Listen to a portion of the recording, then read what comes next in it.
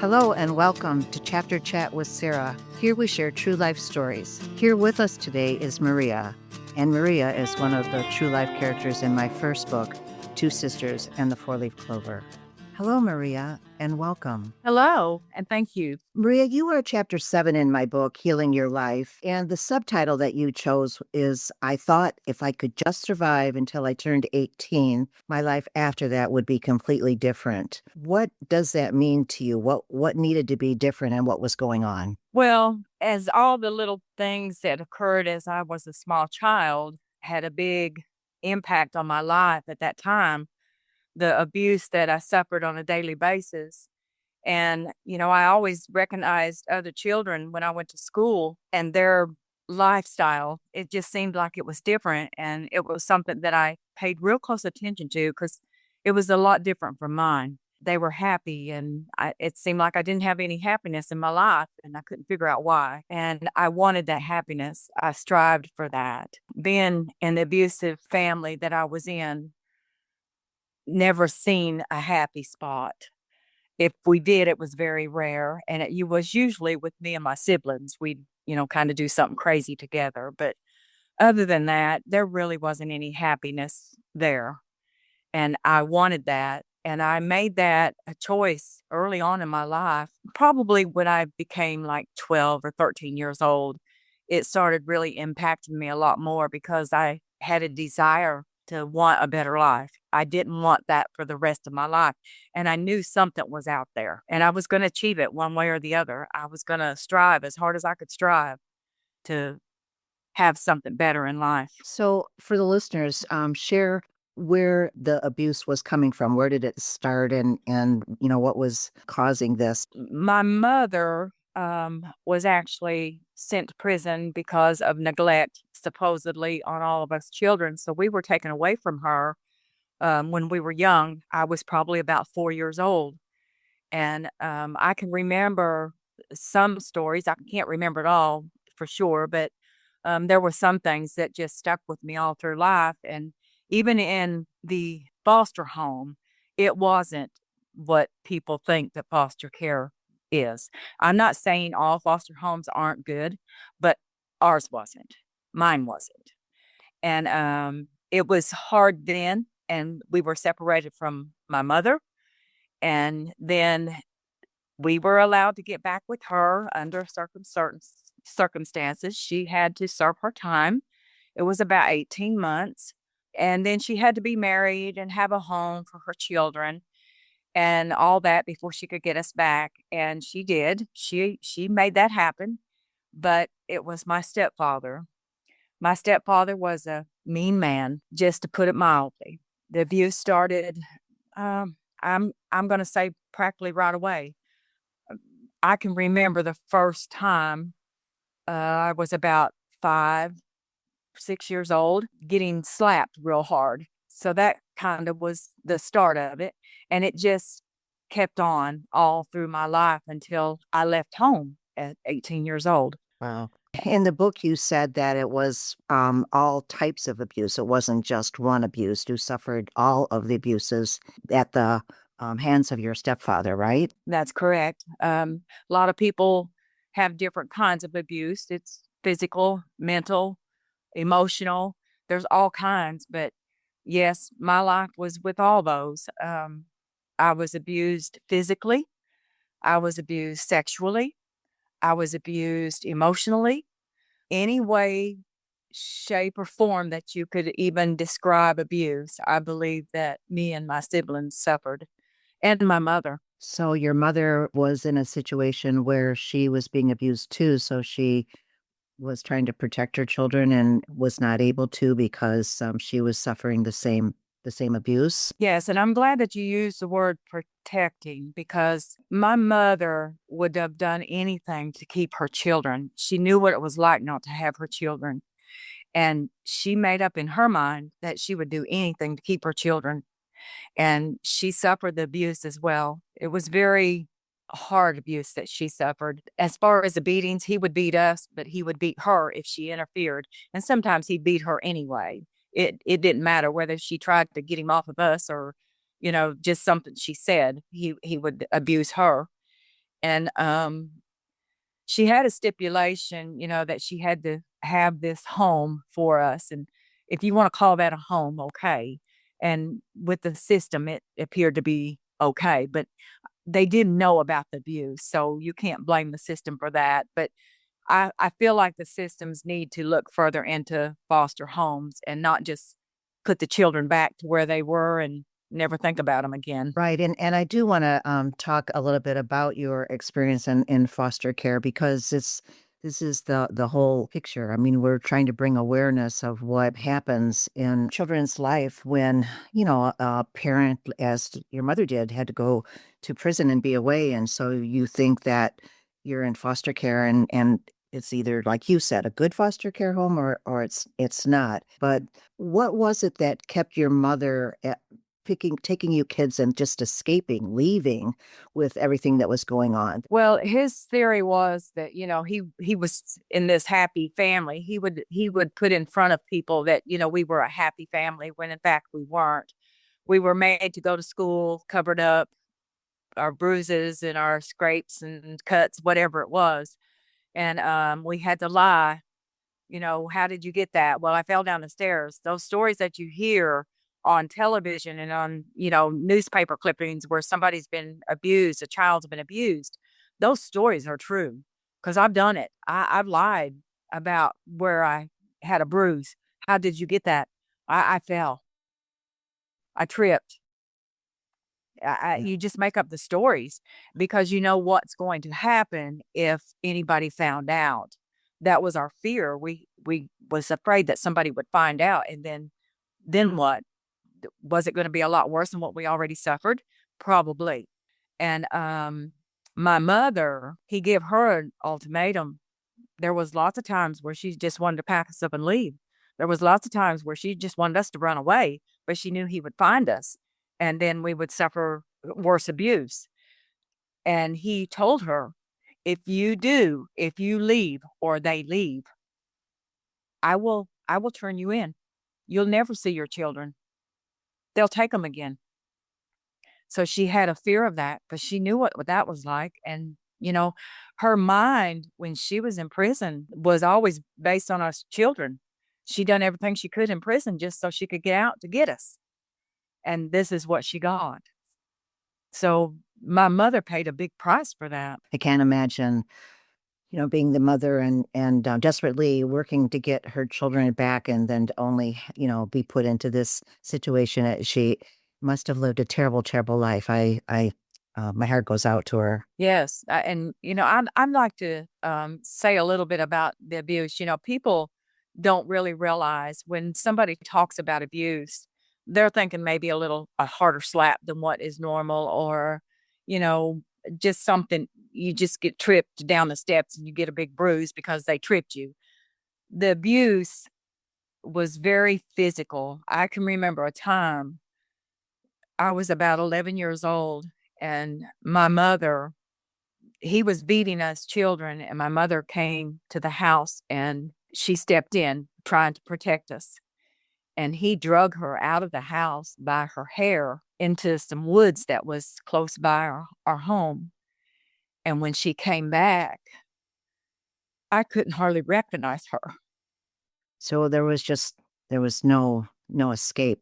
I think that desperation is something that grabs at my heart. Like I go over that a lot, that there's just it's hopeless. So that feeling, that desperation, like you wake up and it's gonna be another bad day. It's not like tomorrow's gonna be better. Well, you just lay in bed at night, and there was lots of times I'd lay in bed at night and I'd hear my brothers and sisters crying because he was doing something to them. And to listen to that every night, and you just want to put your pillow over your head and wonder, is it going to stop? What day is it going to stop? And then you just lay there until you're about numb.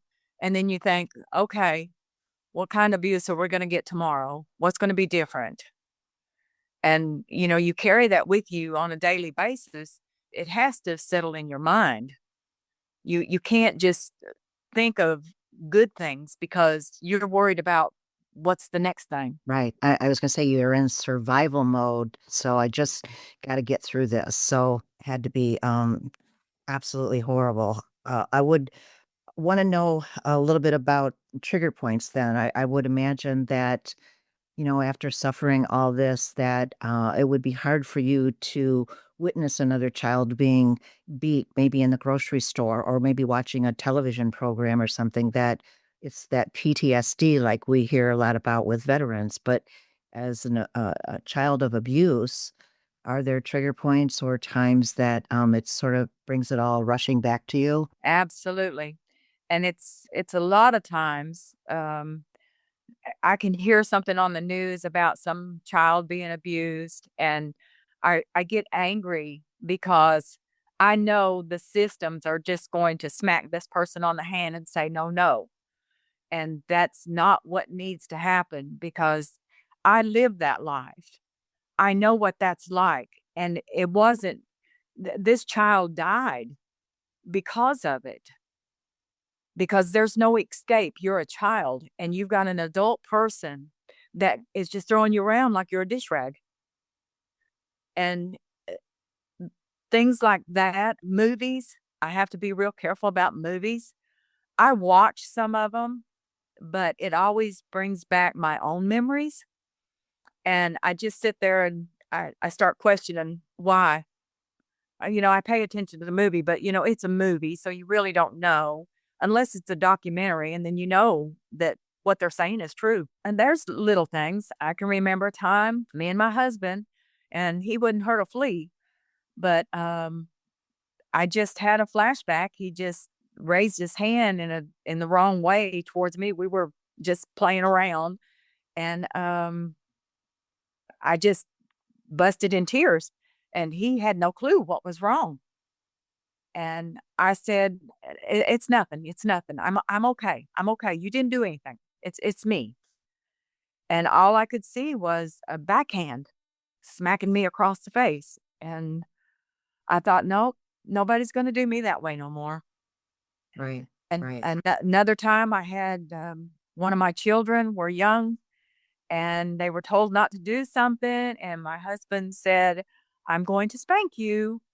And again, he would never hurt my children at all, never has. But it just was irritating to me that he kept saying, "I'm going to spank you. I'm going to spank you." And she kept doing it.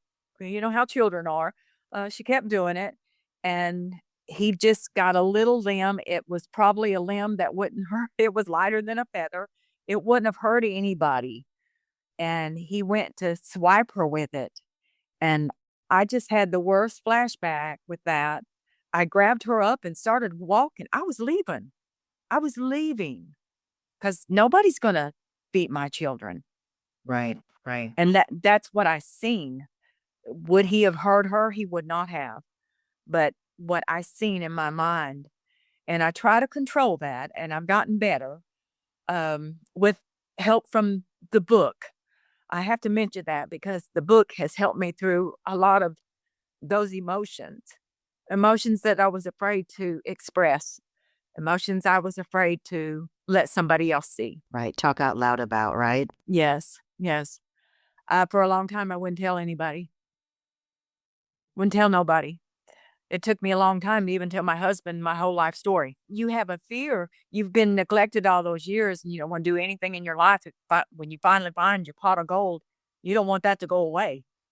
And I had a fear that if he knew, he'd leave. And that's another side of that too. You absolutely were victims. You weren't, the ones that should have possess any blame at all. It was not your fault. You were children.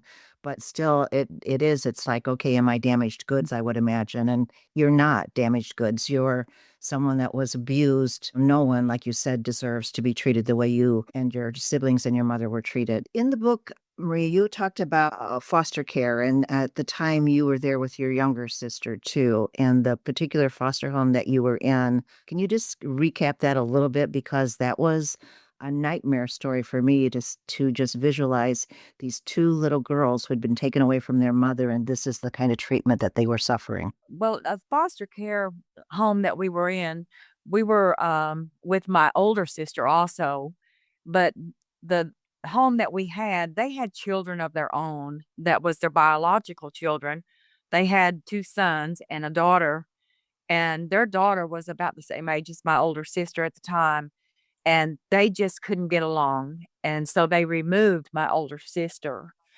And after they removed her was when they decided that they would split me and my baby sister up. We shared the same room, but we never seen each other. We didn't get to eat together. We didn't get to do anything together.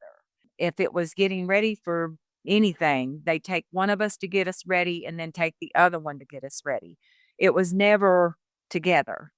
And in our room, we had separate beds. They were twin beds, and we had separate beds. And they stacked a bunch of boxes and stuff between us and made like a wall. Every night, I could hear, in the wee hours of the morning, I could hear my baby sister crying. And I finally found out that she was wetting the bed every night because they would come in and get her in the mornings, and they would take her and spank her and make her clean it up. And now, mind you, she's just a child, and she would do the best that she could. And they would tell her, the same thing tomorrow if you wet the bed. Now, I'm pretty sure they were trying to break her from wetting the bed, but that's no way to do that.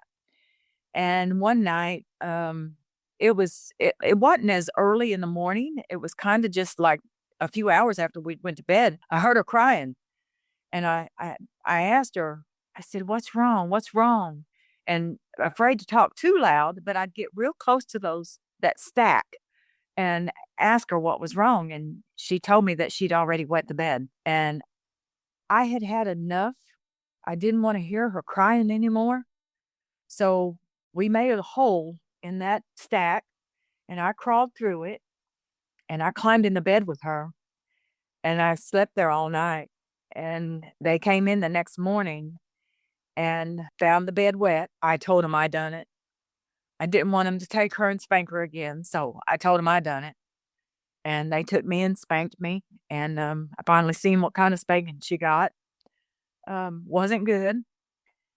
And then I had to go back and clean that room up, and then go clean my room up and restack the boxes and stuff as high as I could until I couldn't reach no more. And so for us to be split all the time and to hear her crying all the time, that was a nightmare itself. Absolutely. How old were you and your baby sister at the time? I was probably between 4 and 5, and she was like 3 or 4. We're really close in age. All of us were really close in age. And I know a lot of people think that children can't remember a lot of stuff, but when you have so much traumatic stuff happen to you, and like I said, I can't remember everything, but there's some things that just stick with you, and those things stuck with me. To this day, me and my siblings are all still that close. We love each other that much. We all live within reason of each other to where we can see each other, and we're always there for each other. It doesn't matter what it is. We're always there for each other. I tell people all the time, I've got one of the most unique relationships with my siblings that anybody could ever have. It seems like you guys formed a special bond because you had to stick together to survive. And that, survival and trying to help and take care of each other just kind of brought you even closer. I also heard you say that after the book was published, there was an outpouring of love and sympathy and understanding for the stories of yourself and your siblings. What did the book do for you then, bringing awareness, like putting it on paper, and it changed the life for you and it changed the life for your siblings? It did, and it did in a positive way. My fear all through life was that nobody believed anything. Even people that knew some things didn't believe that that kind of abuse occurred. And that was hard for me to understand. How come people wouldn't believe it? And then I think about my own stories and I think, well, how could they believe it? Listen to the stories that you're telling them when you were young. How can you remember all that? So when the book was first published and the first review that I read, it melted my heart. And it melted my heart in the way that finally, finally somebody listened. But it started with the author of the book, which is you. You believed in us. You believed our stories. That's something that I never had in my life. Nobody never believed anything. And to have somebody that was that positive about believing it was a miracle to me. That started my healing. That finally, I'm not so young anymore. I'm getting up in the years too. And I've waited all these years to have that feeling of somebody believing in us and believing that we lived such a bad life, but we survived, and we survived in a good way. But we had somebody that was willing to listen to us first. That was God at work, I believe, Maria. I think that after my mom died and we'd been separated our whole lives, didn't really know each other. We knew of each other, but we didn't know each other. And I think it was God putting it on my heart that, there was a story there that I needed to know. There was a reason that we'd been separated. I'm so glad that we connected and that together, by telling your story, we're also reaching out to other people and listening to their stories. And it's become our mission to help other victims because, like you said, it's no way to have lived the kind of life that you did. Well, I want to say how thankful and grateful I am that God, and I'm very spiritual. I love God. He's first in my life, and He has helped me all through these years to be able to cope with life the way that it was and the way that it is. And so it was a godsend to me that I had somebody in my life years and years ago that, like you said, we were separated. We didn't know each other, just what we were told down through the years, and how that it was amazing that once we got together, the bond that we built and it grew and it formed something so special as this book did. And to me, I'm just so overwhelmed with gratefulness that I can't even put into words what it means. And it seems like what you suffered is actually helping to heal other people. And so there was some good that came out of it, out of a horrible, terrible life, but there's some good that's coming out of it. So I don't think that there's any better way to be blessed than to have survived this and then have this kind of, connection and outpouring and help for other people. So I can't thank you enough for, joining this today, being open and honest and sharing. I mean, these are, tough stories. It's a lot to bring back up again, but you are making a difference.